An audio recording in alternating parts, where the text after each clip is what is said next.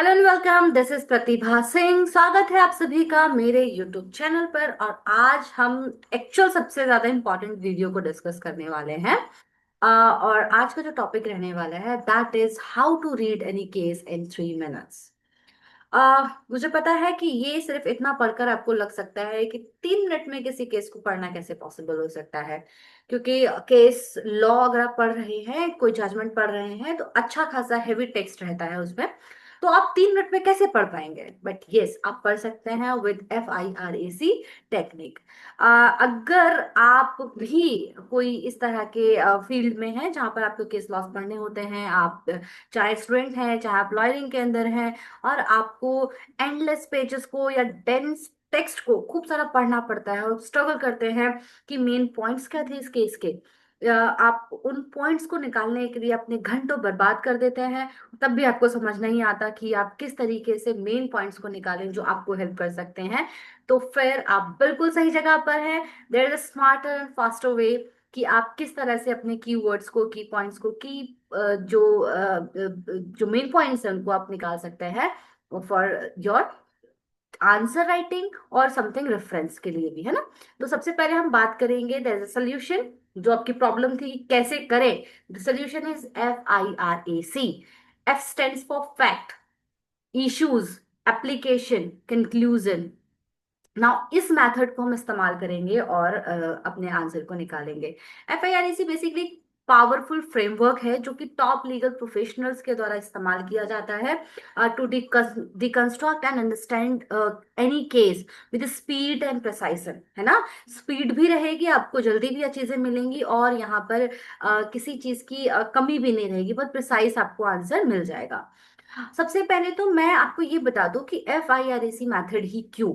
FIRAC method is a super power. क्यों? क्योंकि ये आपको क्लैरिटी देता है, आपको जो कॉम्प्लेक्स केसेस हैं उनको सिंपल पार्ट में ब्रेक डाउन करके देता है, आपको एफिशिएंट बनाता है, क्योंकि आप अपने कई सारे घंटे सेव कर लेते हैं जो आप किसी जजमेंट को पढ़ने में बर्बाद कर सकते हैं, और तब भी आपको कीवर्ड्स नहीं मिल रहे। Retention, it helps you to remember because आपने कीवर्ड्स लिखे हैं, की डिटेल्स निकाली हैं। नाउ थोड़ा पार्ट आप अच्छे से रिटेन कर सकते हो। ब्रीफिंग में बहुत हेल्प करता है FIRAC मैथड, क्योंकि परफेक्ट केस नोट्स बना के देता है for every time, for every situation. अगर आप एग्जाम में अपना केस कोट करना चाहते हैं, या आप प्रैक्टिकल लॉयरिंग के अंदर कोई रेफरेंस देना चाहते हैं। नाउ अब वर्ड टू वर्ड हम समझेंगे कि FIRAC में जो F है वो स्टैंड करता है फॉर द फैक्ट, यानी कि स्टोरी ऑफ द केस, है ना। कहानी।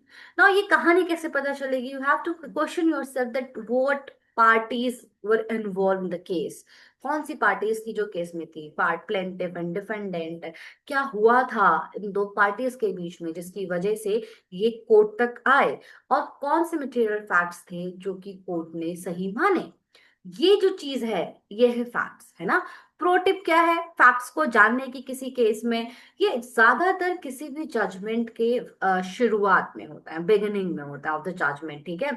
आपको यहाँ से जो बिगिनिंग वाला पार्ट है, जो पैराग्राफ है किसी भी जजमेंट का, वहां से आपको names of the party, dates, sequence of the event, ये 3 चीजों को क्या करना है, लेकर आना है कि कौन कौन सी चीज कब कब कैसे कैसे हुई थी। डेट्स आपको मेंशन करनी है और पार्टीज को देखना है कि कौन दो पार्टीज इन्वॉल्व थी।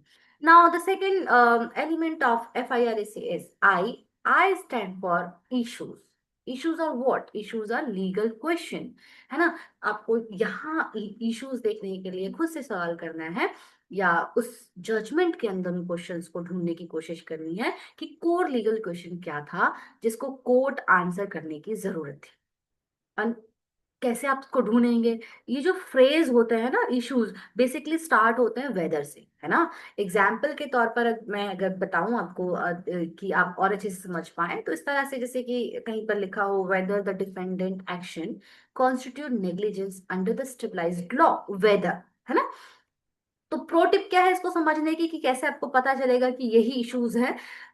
फ्रेज में आपको देखना है।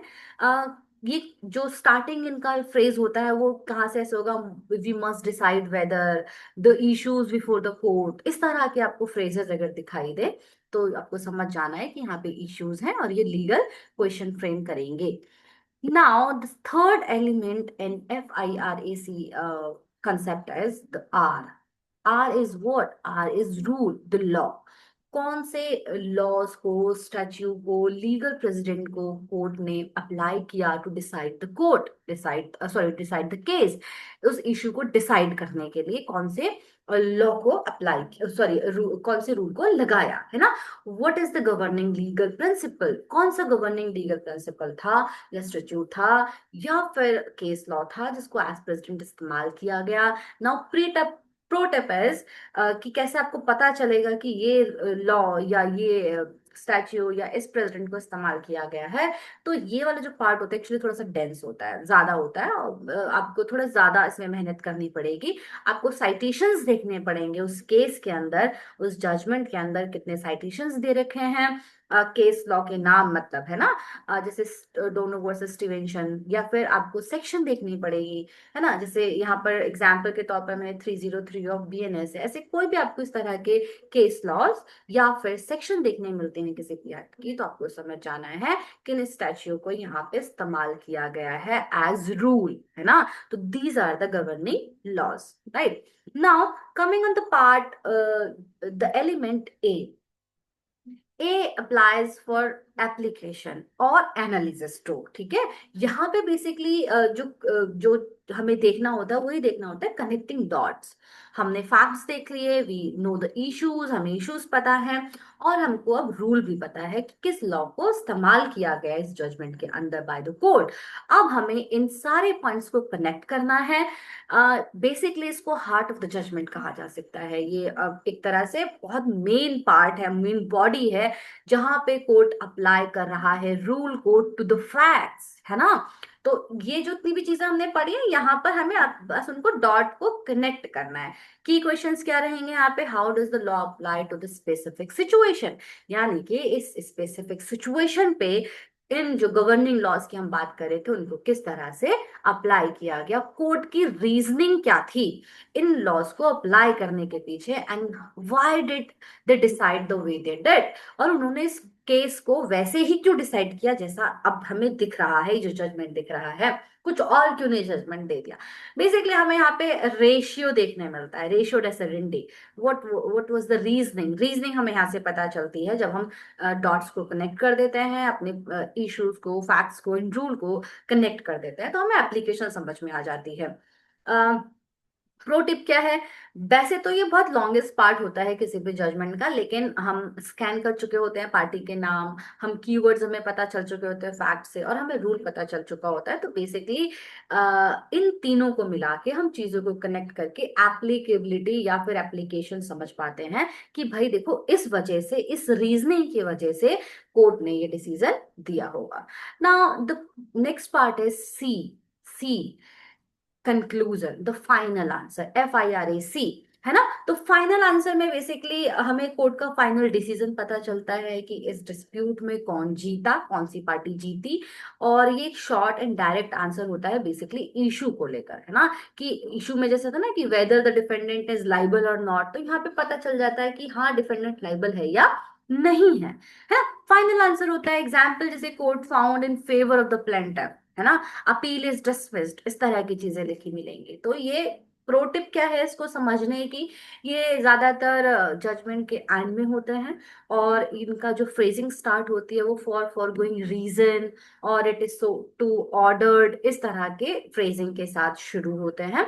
और इस तरह के अगर आपको सेंटेंसेस देखने मिले तो आपको समझ जाना है कि फाइनल आंसर है, यानी कि कंक्लूजन पार्ट है। तो आपके उस जजमेंट का कंक्लूजन जो है वो लास्ट में आपको मिल जाएगा। Now coming on the minute challenge, क्योंकि हम बोल रहे हैं कि 3 मिनट में आप किसी जजमेंट को पढ़ सकते हैं, तो कैसे पढ़ेंगे, है ना? सबसे पहले तो रीडिंग करनी है आपको जजमेंट को ऑन टर्बो मोड। स्ट्रैटेजी क्या है? आपको word to word, word for word नहीं पढ़ना, हंट करना है FIRAC एलिमेंट्स को, फैक्ट्स ढूंढने हैं, इश्यूज ढूंढने हैं, लॉज ढूंढने हैं। अब उनको किस तरह से ढूंढना है, we have already discussed. Application देखनी है और एनालाइज करना है कि किस तरह से अप्लाई किया है, क्या रीजनिंग रही होगी, and then you know the conclusion, है ना? पहले मिनट में बेसिकली आपको सिर्फ और सिर्फ फैक्ट्स को और कंक्लूजन को देखना है, जो आपको पैराग्राफ के यानी कि जजमेंट के शुरुआत में और आखिरी में मिल जाएगा, ठीक है? तो आपको फैक्ट्स भी पता चल गया, आपको कंक्लूजन पता चल गया, you know the story and you know the outcome. Then after in the second minute what you have to do is to find I and R, issues and rule. आपको scan करना है document को, question phrasing देखनी है, whether the issue is, यहाँ से जो चीजें हो रही होंगी तो you will find the issues. फिर आपको लीगल साइटेशन को आइडेंटिफाई करना है, किसी सेक्शन को लिखा गया है उसको आइडेंटिफाई करना है इन the second minute, right. And in the third minute, what you have to do is to skim A, है ना. With the context you have, आपके पास context पता चल गया, आपको basically क्या करना होगा, quickly skim करना होगा, analyze करना होगा application section को, to understand the court core reasoning, है ना. कोर्ट की रेशियो डेसिडेंडी क्या रही, इस कोर्ट को डिसाइड करने में जो की एलिमेंट्स थे वो क्या थे, कोर्ट के जजेस के क्या थे, और जो आप ढूंढ रहे थे एक्चुअली वाई, क्यों, वो आपको मिलेगा. और मुझे लगता है कि अब आपको पता चल गया है एफआईआर से क्या होता है. Now it is turn to practice. अब ये आपकी बारी है कि आप एफआईआर मेथड को इस्तेमाल करें. अब फ्यूचर में नेक्स्ट जो भी केस लॉ को पढ़ रहे होंगे, आपको एफआईआर मेथड को इस्तेमाल करना है. और आप कमेंट में मुझे बताइएगा कि आपको ये एफआईआर मेथड कितना एप्लीकेबल, अप्लाई करने के बाद कितना यूजफुल रहा. और आई होप आपको ये वीडियो बहुत इंटरेस्टिंग लगी होगी, वीडियो पसंद आई होगी. अगर आपको ये वीडियो पसंद आई है तो please like share and subscribe to my YouTube channel. And thank you so much for watching. And please motivate कीजिए मुझे ताकि मैं इसी तरह के और अच्छे कंटेंट आपके लिए ला सकूं. Thank you so much.